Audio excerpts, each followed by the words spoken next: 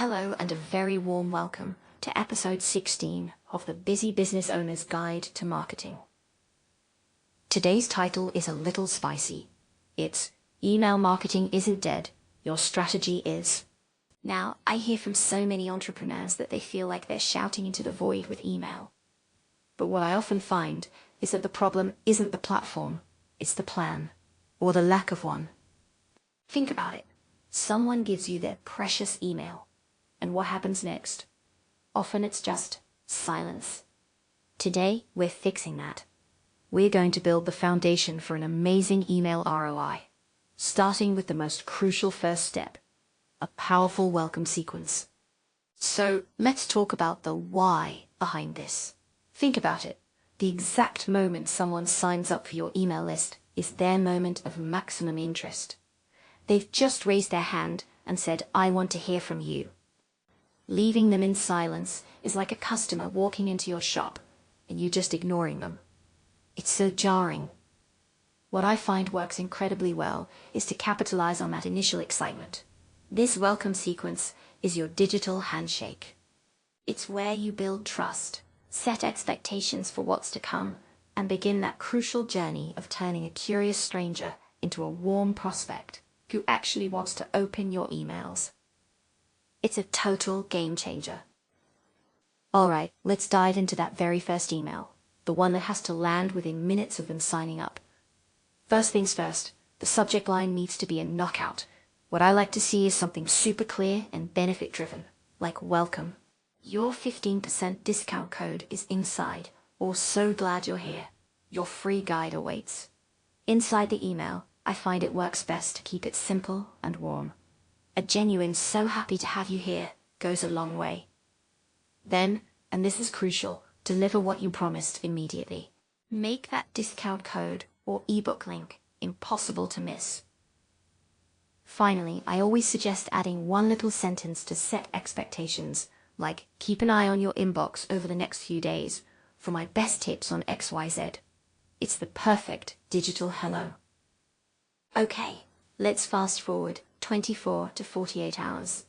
It's time for our second email. Now I want you to put your sales brain on pause for this one, because the goal here is pure connection. What I find works incredibly well is to tell a story. This could be your personal origin story, the real reason you started this journey. I worked with a client who ran a subscription box for new parents, and her second email was this beautiful, raw story about her own chaotic first year of motherhood. It wasn't a pitch, it was a bridge. It creates an emotional connection and reminds your new subscriber that there's a real person behind the logo. Alright, a couple of days have passed since you shared your story, and now it's time for email number 3. What I like to see here is pure, unadulterated value. Your new subscriber isn't expecting a hard sales pitch yet, so you might find it works better to give them something genuinely useful.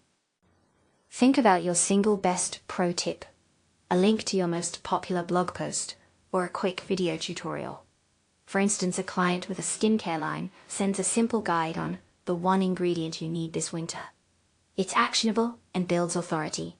Only at the very end do we add what I call a soft pitch, a low-friction ask like, "For more daily skincare tips, follow us on Instagram."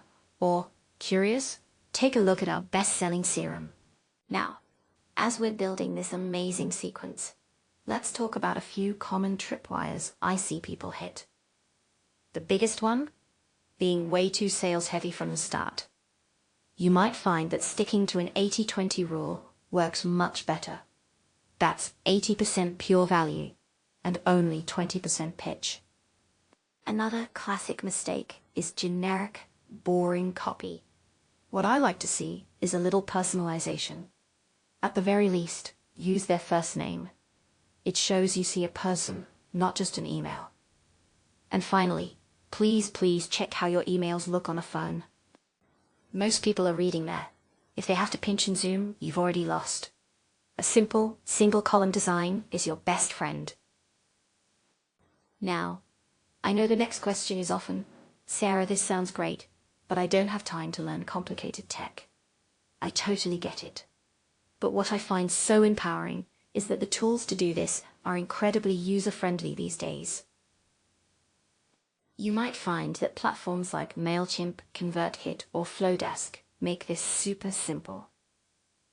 What I love is that you can visually build this exact three-part sequence, almost like digital Lego blocks. It is a true set-it-and-forget-it task. You invest a little time up front, and it works for you 24/7. You absolutely do not need a developer for this, I promise. So, to wrap it all up, what I love about this approach is its beautiful simplicity. Just remember those 3 key steps on our journey. First, that immediate welcome and deliver email. Second, the connect and story email to build that crucial human relationship. And finally, the value and soft pitch email to establish your authority. It just goes to show that email marketing isn't dead. It just needs a thoughtful strategy. Thank you so much for joining me today. I'm so excited for our next chat. In episode 17, we're going to be tackling building your digital moat, creating an unbeatable customer experience online. You won't want to miss it. If you find this information useful, we would really appreciate it if you would like and subscribe this channel to help others find us. If there are subjects you would like covered, please add in the comments section and we will include it in future episodes.